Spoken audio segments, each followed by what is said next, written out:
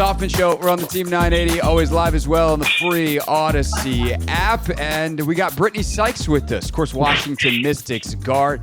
Make sure you head to WNBA.com and vote for her for the All-Star team because she is having a phenomenal season and deserves it. Slim, welcome back to the show. Thank you, man. Thank you, man. Glad to be back. So when we last spoke, it was media day, and we had a fun conversation about how Sydney Johnson basically kind of slid to you like, hey, this leadership thing, you're going to be a big part of it. So, Slim, how's leadership going for you this year? I don't have any gray hairs, so that helps. It's been pretty good. It's been an eye-opening experience. It's one of those things where, like, you don't realize what you asked for until you got it. And I'm like, okay, this is a part of leadership where I didn't ask for it, but it comes with it. Do you have a specific example of something where, like, you didn't know what you didn't know and you've learned, like, oh, okay, now I know how to manage that thing? Yeah, when a fan for myself, I still got to be able to be a presence for my team. Like, that was one where I was like, dang, I can't look around and be like, all right, you got him now. You can talk to him. It's like, nah, Slim, you still got to figure out a way to be present and understand that, like, just because things aren't going good for you, like, you still have to act as if they are, kind of thing. Like, you can be present, but then, like, not thinking about it and not letting your actions follow suit to what your mind is saying. What's it meant to you having Stephanie Dolson alongside in that role? We all saw the footage after the New York game where she got everybody together and was like, hey, like, this was an improvement. I talked to Kiki about that when she was on the show last week, and she kind of told us what Steph said. But what's it been like to have those conversations with her and have her as a partner in that player-led leadership?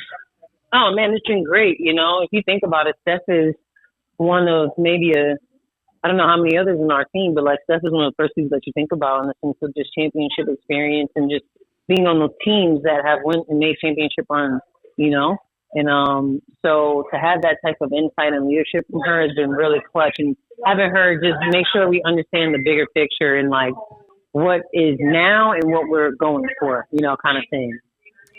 Brittney Sykes with us, Washington Mystics guard here on the Hoffman Show. Of course, they will play the Atlanta Dream Friday night. That game you won't be able to hear on the Team 980 as it's an ION national TV game, but Sunday, 3 o'clock back home. It's almost sold out. Basically, it is sold out. You can get resale tickets. They're very expensive for the game against the Dallas Wings with Beckers and Enrique and all them coming to town.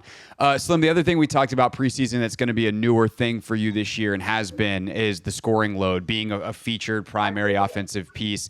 You had 32 in the win the other night against Chicago. You're averaging over 20 a game.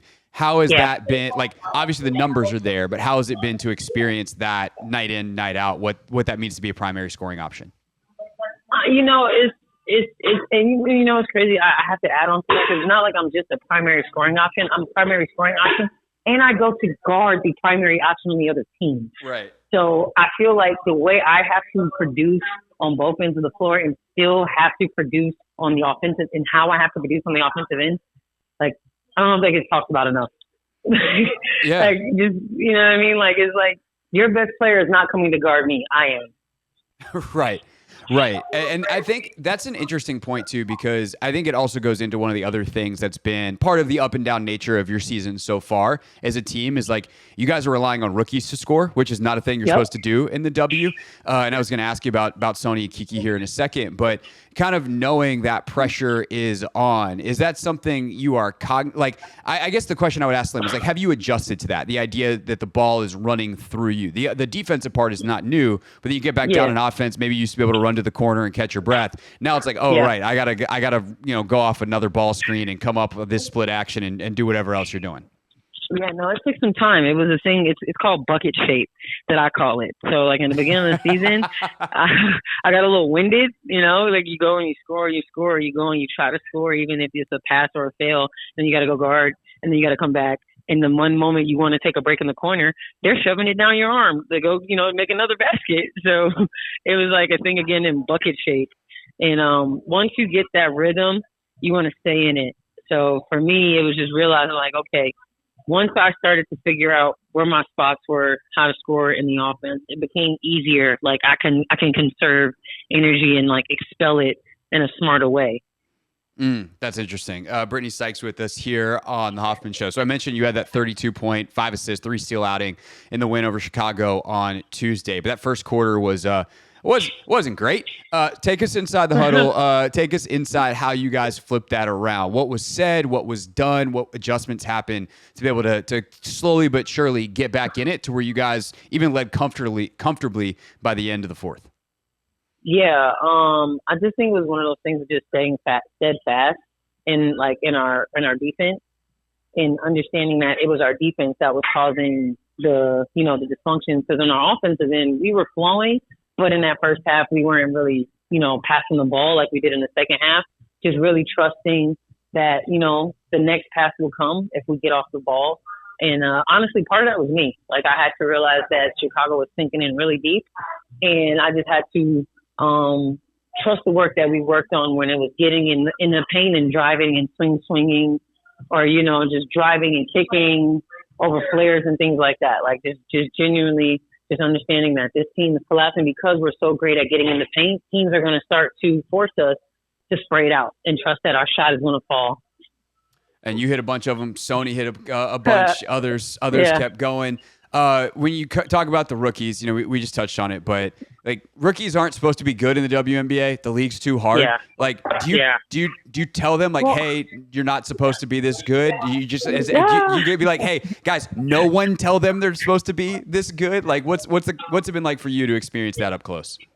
No, man, I don't think that's the case. I think you bring them in, and obviously they're going to lack experience, but what better experience to get than to just go into the fire and figure it out? I think there's a plus to rookies being able to come in and score the way they do, because yes, they might get, a little lost in the offense, so they might, get out, the physicality is different, so they might get out muscled, right? But there's still no scout or scheme to them. So for me, I just tell them go hoop.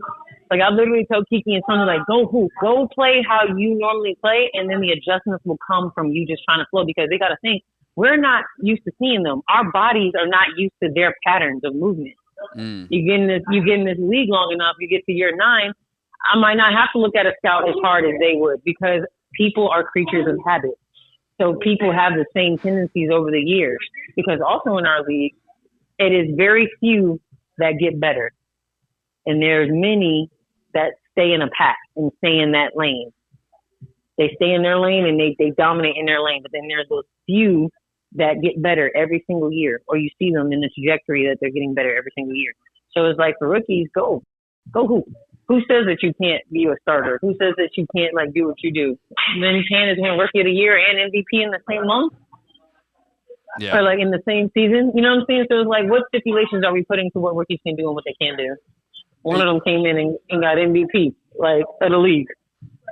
Yeah, it's really impressive, this latest group of young players, how they're able to come in and the skill level. I think it obviously, this is a longer conversation for a different time, but the investment of women's basketball at the youth levels, the players are just better when they get to the league now, which is a great thing. Atlanta is the opponent Friday night. Obviously, y'all got them at the beginning of the season. They got you pretty good in the last matchup. What's the talk about going into this game, the adjustments that need to be made as you face them for the third time already, as we're here in late June? Honestly, just looking to win the series. It's tied 1-1. Obviously, just going in, we're looking at film and just seeing what we need to do. They're really, really shooting the ball really well and at a high volume. So I think that's one of the biggest things that we have to key in on, is just making sure we guard the three-point line, and then we're not trading threes for twos. Brittney Sykes with us here on the Hoffman Show. Again, 7:30 is the tip Friday night, tonight against the Atlanta Dream, and then Sunday, 3 o'clock at ESA, now Care First Arena, against the Dallas Wings. That game you can hear here on the Team 980. Slim, always great to catch up. Appreciate it, and I'll see you at the arena soon. All right, man. Can't wait. Hey, this is DA, and you're listening to The Hoffman Show on the Team 980 and the Odyssey app.